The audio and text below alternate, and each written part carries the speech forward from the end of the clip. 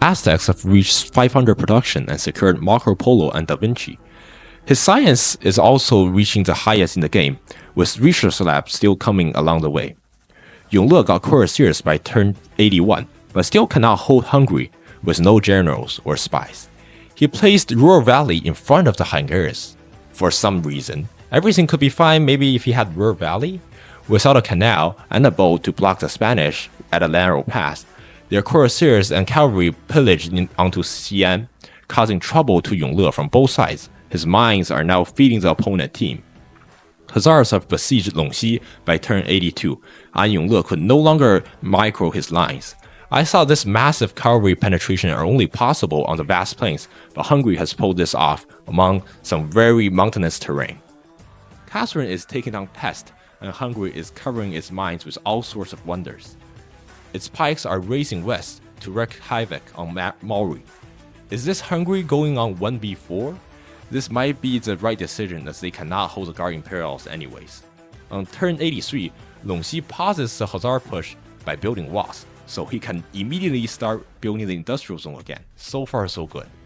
Spain got a battleship Armada, which poses a real serious threat on both Xi'an and Ashuna. Yongle is like an overnight cake left in the kitchen, and everybody else are ants crawling all over him, and the player have already seemed to already given up and going ready to sleep.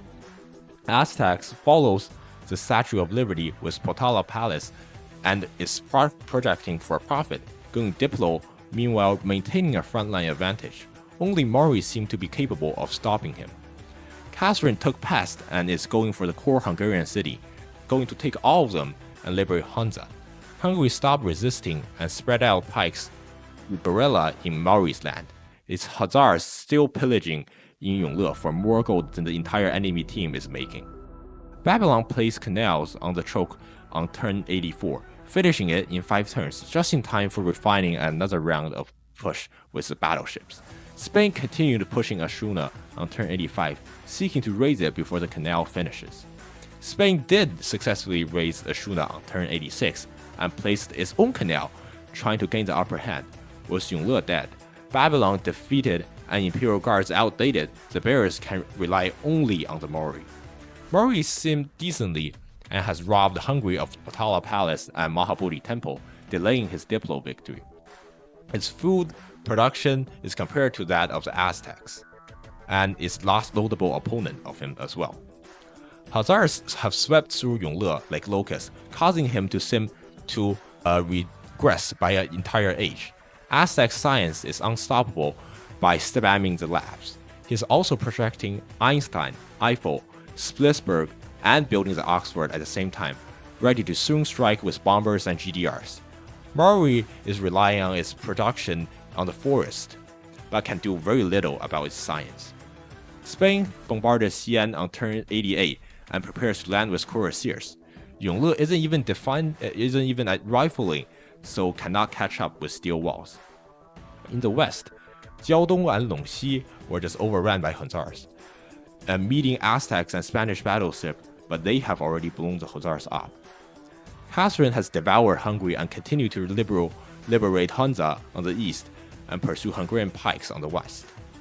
Maori has a decent fleet, but could do very little about it, and he is unable to cross the canal to push either Spain or the Aztecs.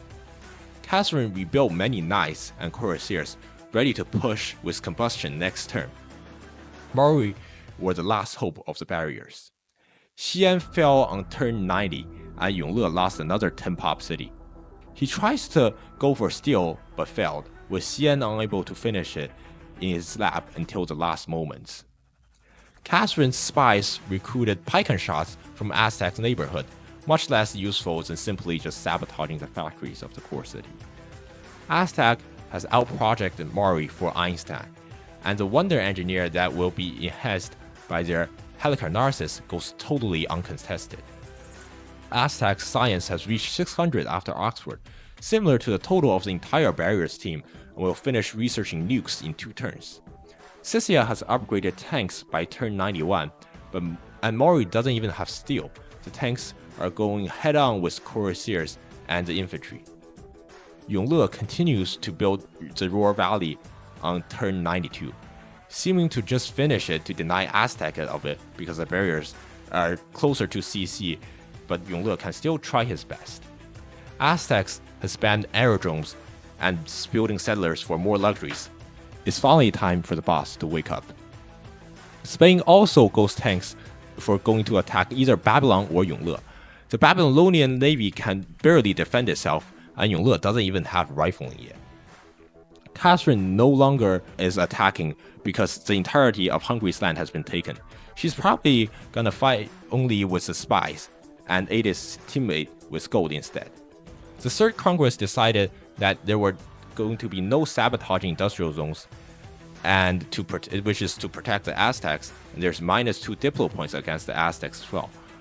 The barriers have devoted countless efforts to stop the Diplo victory, but Aztec now only needs GDR and nukes to conquer the entire world. Spain's tanks pushed into Yongle on turn 93. He just ran over the north. Is he getting to get run over from the south as well? Maori gets a normal age and does not have reformed the coinage, so his gold per turn is really low. For defense, he now must continue to build units. Aztecs has a heroic age and chooses Steam, reform the coinage, and there's dragons. Running Manhattan project in Atamananki City, and a buffering settler is going to send to nuke Maori. Maori finally gets tanks on turn 94 and is barely able to stop Scythia. But how can he defend against the planes and nukes of the Aztecs? Aztec have got every single great person he wanted. Albert Einstein, the Wonder Production one, and even gaining some extra luxuries. Catherine has used the Guard Imperials to help Yongle defend, but it can only get +10 here, and the problems are fighting against tanks is not enough. The bombardment continues on turn 96, and the tanks will occupy them once the battleships are done. Yongle finally gets this coveted Ruhr Valley, but so you can kill me, but you cannot deny me of this wonder anymore. On turn 97, French spies incite rebellion in the Aztecs again, but Aztec walls quickly obliterate them. This game has no suspense as the Aztecs get their 600 plus science and production. Aztecs settle on turn 98, and 2 more settlers are approaching Maori. Jet bombers and nukes are coming, and the fireworks show is about to begin.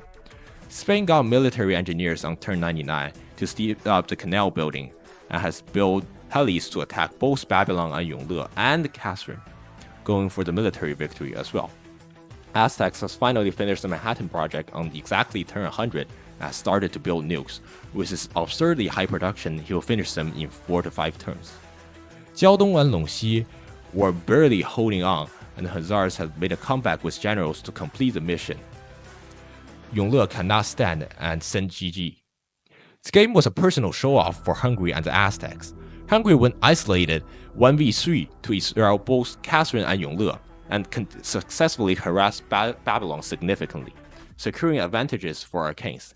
Aztecs held Yongle at bay with little navy and freed him to an unbeatable position. Yongle was disrupted during his power spike, and Babylon was suppressed throughout the entire game. And one single Maori cannot really do much against the entire opponent team. The team level differs quite significantly, with a CWC Tier 3 team against Arcanes felt quite easy facing off against a non-CWC team.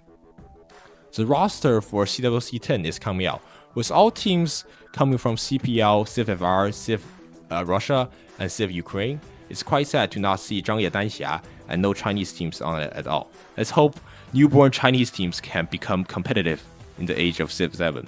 Thank you for watching. This is all.